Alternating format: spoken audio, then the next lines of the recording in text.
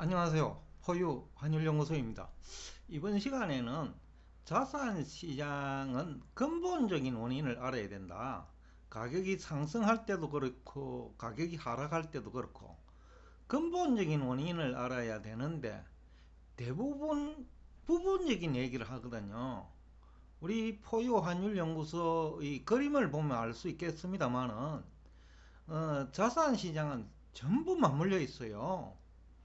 환율과 맞물려 있고 원자재와 맞물려 있고 금리와 맞물려 있고 실물 경제와 맞물려 있고 또 국내 경제는 환율을 매개 변수로 세계 경제와 맞물려 있고 또 주식 시장과 채권 시장은 금리라는 매개 변수를 가지고 맞물려 있고 뭐 여러 가지 관계가 전부 복합적으로 얽혀 있어요.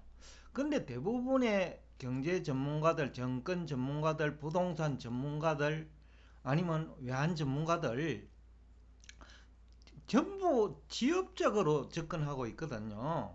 그러니까 장님 코끼리 식으로, 코끼리 만지기 식으로 접근하고 있다는 거죠. 그러다 보니 대부분 근본적인 원인을 몰라요. 그래서 주가 상승할 때도 그냥 끝없이 따라가고 또 주가가 하락할 때는 또 뭐 큰 폭으로 하락하고 하는 현상이 계속 반복되는 거예요. 최근에 워렌 버핏이 골드만삭스에서 한 강의를 보면 자산시장 참여자들은 뭐 워렌 버핏은 뭐 주식시장 참여자를 얘기하겠죠. 98%는 실패한다는 거죠. 장기적으로. 근데 2%만 장기적으로 성공한다는 거예요. 더군다나 골드만 삭스와 같은 조직에 근무하는 전문가들조차도. 그러니까 이것이 근본적인 원인은 뭐냐라는 거죠. 그것은 바로 장님 코끼리 만지기 식으로 접근하기 때문에 거품이 발생한 주식 따라가서 매수한 결과 처참한 어떤 최고를 맞게 되고 다 그렇다는 거죠. 근데 최근에 이제 가장 우리나라에서 문제가 될 수 있는 자산 시장은 이제는 부동산 시장이 되어 버렸어요. 지난해에는 뭐 주식 시장과 가상 자산 시장이 문제였다면 최근에는 부동산 시장이 이제 가장 근본적인 우리나라 경제의 그 미래를 결정하는 그 핵심적인 이슈로 부상을 했는데 지난해까지만 하더라도 주택시장 즉 부동산 시장을 놓고 대부분 주택 공급 부족 문제라고 했어요. 현 집권당인 국민의힘도 마찬가지예요. 주택 공급 부족 문제에서 원인을 찾아낸 거예요. 그런데 집권하고 하자마자 이제 가격이 큰 폭으로 하락이 시작하는데 그것이 그러면 주택 공급 부족 문제가 해결됐나요? 아니잖아요. 그러면 지난해 주택 가격 상승 요인이 잘못 알려지고 있다는 거죠. 그러니까 주택 공급 부족 문제가 아니라는 거죠. 주택 가격 상승 원인이. 또 지난해에는 돈을 너무 많이 풀었다 라는 얘기를 했어요.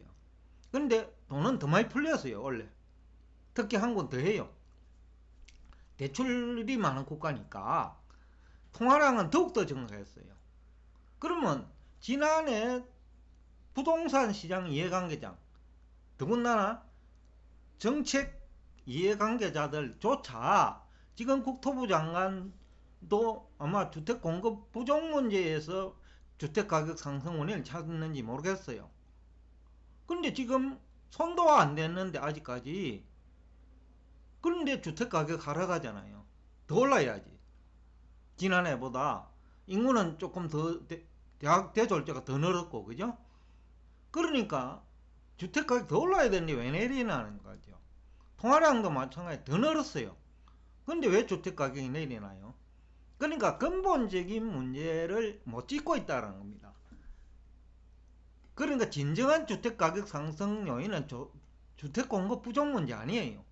10년 전부터 우리나라는 주택 보급률이 100% 넘어요. 또 시골에 가면 빈집도 많아요. 그리고 수도권도 집이 부족하지 않아요. 근데 주택 가격이 오르고 있다는 거죠. 어떤 사람은 양질의 주택이 부족하다라는데 그것도 말이 안 돼요. 지금도 양질의 주택은 공급 안 되고 있어요. 그런데 주택가격 내려요. 통화량 문제도 아니에요. 보는 통화도 늘었고 한국은.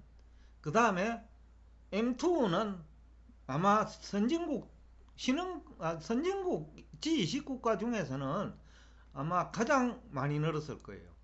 그러니까 그 부동산 시장 이해관계자 또는 정책 책임자들이 주택 가격이 왜 상승하고 하락하는지 근본 원인을 모르고 있다는 거죠.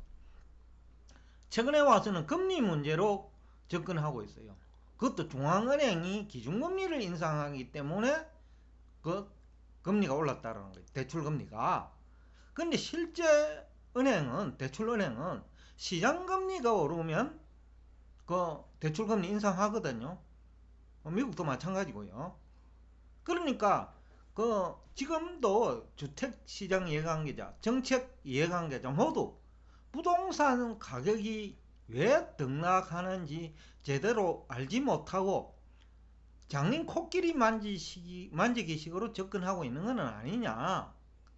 지금 최근에 와서 이제 얘기되고 있는 금리의 문제라면, 또 소득의 문제라면, 소득도 사업소득이 있고 뭐 자영업자, 중소기업은 사업소득이죠.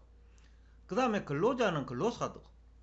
근데 취업이 안 되고 일자리는 줄어들고 또 그 자영업 기반도 무너지고 있고 중소기업 기반도 무너지니 임시직 근로자도 일자리를 찾기 힘들어요. 거기다가 자산 소득의 문제까지 뭐 주택시장에 영향을 주거든요.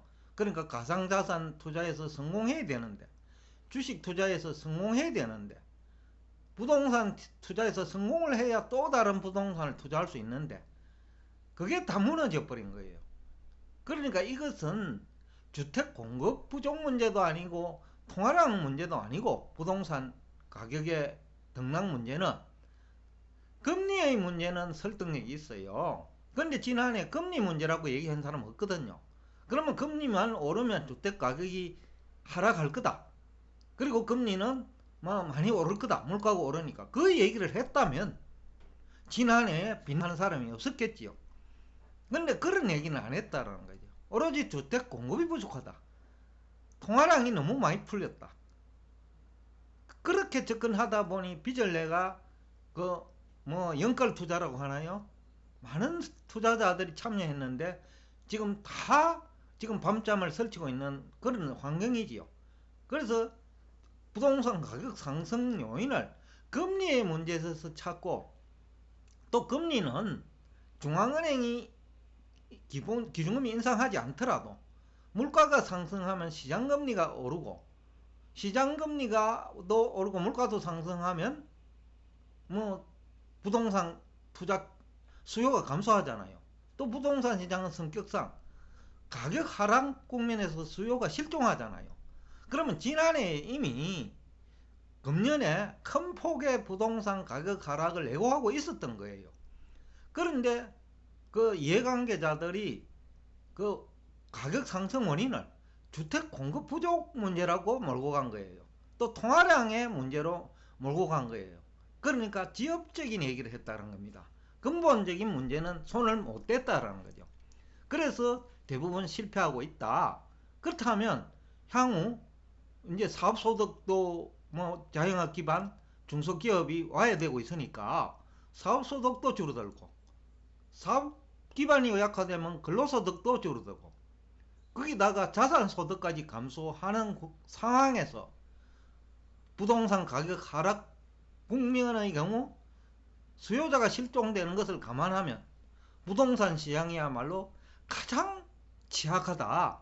이것이 금융위기로 발전할 가능성이 있다. 누구 때문에?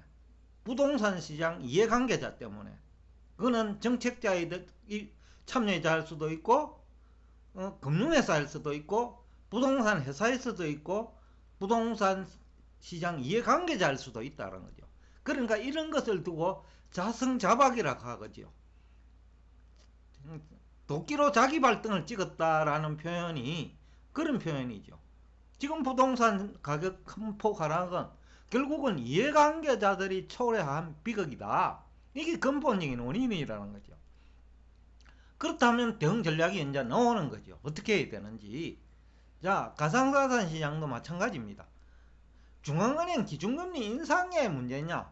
지금 대부분 그렇게 몰고 가고 있어요. 중앙은행이 기준금리를 인상하니까 가상자산 시장이 힘을 못 쓴다. 물론 맞습니다. 그런데 중앙은행은 왜 기준금리를 인상했죠? 그게 근본적인 얘기라는 거예요. 중앙은행이 기준금리 인상하는 게 문제가 아니고 왜 중앙은행은 기준금리를 인상을 해야 하느냐라는 거죠. 그게 바로 물가 상승이고 원자재 가격 상승이다. 이것도 결국은 자성자박, 결국은 인간의 끝없는 탐욕이 그 공급난 부족 문제가 있는 원자재 시장으로 돈을 이동시키고, 원자재 시장이 급등하니까 물가가 급등했고, 물가가 급등하니 시장금리가 상승하고, 시장금리가 상승하니 중앙은행이 기준금리를 인상하는 거죠. 그러니까 근본적인 원인은 중앙은행의 기준금리 인상이 아니고 지난해 가상자산 가격이 폭락할 수 있는 환경이 만들어진 거예요. 그래서 포유환율연구소가 지난해 8천만원 할 때 비트코인이 여러 차례 경고를 한 이유이기도 해요. 근본적인 원인을 알았다는 거예요. 또 하나는 결제수단으로서 이 가상자산이 가치가 있느냐라는 거죠. 블록체인 기술이 아니고요. 근본적인 가치는 블록체인 기술인데 시장 이해관계자들은 결제수단으로서 가상자산을 인정한다는 거죠. 거기에 의미를 부여한다는 거죠. 그래가지고 또 지하경제에서 끝없이 수요가 일어나니까 가격이 상승할 수밖에 없다. 그리고 비트코인은 수량이 제한되어 있으니까 가격이 상승할 수밖에 없다. 이런 논리라는 거죠. 그러니까 이거는 엉터리의 논리죠. 전혀 그 현실과 동떨어진 논리죠. 일부 경제학자도 있어요. 이런 주장을 하는. 그러니까 그런 분들이 시장을 혹세무민한 거죠. 일반 투자자들을. 그러나 화폐 연구를 오랫동안 해온 포유환율연구소 입장에서는 그들이 주장하는 어느 것도 설득력이 없다. 결국은 가상자산 시장은 이번 기회에 아마 초토화될 거다. 지금도 금리는 더 올라야 되고 향후 1년간. 그 다음에 물가는 또 고공행진을 할 거고 한 1년 정도 고공행진을 할 것 같아요. 그런데 더 근본적인 문제는 이 결제수단으로서 비트코인, 이더리움이 과연 가치가 있느냐라는 거죠. 앞 시간에도 얘기했습니다만은 근본적인 문제는 이 문제예요. 결제수단으로서 이것이 가치가 있느냐. 지금부터 1년 전만 하더라도 가격이 상승하니까 잘 모르고 있었던 사람이 많았을 거예요. 근데 가격이 하락하면서 많은 사람이 이 결제수단으로서 가치가 있는지에 대해서 이제는 생각을 하지 않을 수가 없어요. 그렇다고 하면 이게 얼마까지 빠져야 되느냐라는 문제예요. 그래서 제가 출판 중에 있는 책, 쉽게 하면 편집 중에 있는 책에서 보면 결국은 뭐냐, 이것은 그 공매도 대상 자산이지 가격 상승을 기대하고 배팅할 자산은 아니다. 가격이 어느 정도 거품이 발생하면 그 거품은 많은 사람이 거품이라고 얘기할 때가 거품이에요. 왜? 기본적인 가치가 없기 때문에. 주식처럼 적정한 가격 수준이 있는 게 아니에요. 부동산처럼 생산 원가도 있고 그런 게 아니에요. 인건비도 있고. 그러니까 이것은 다수가 거품이라고 하면 거품이에요. 그러니까 결제수단으로서 가치가 없기 때문에 다수가 이거는 가치가 없다고 생각하면 가치가 없는 거예요. 그런 시기에 이제 직면해가 있다. 결제수단으로서 가상자산은 비트코인조차 50만원 가치가 안 된다. 지금 아직도 2천 몇백만 원이지만은 결제수단으로서는 50만원 가치가 안 된다.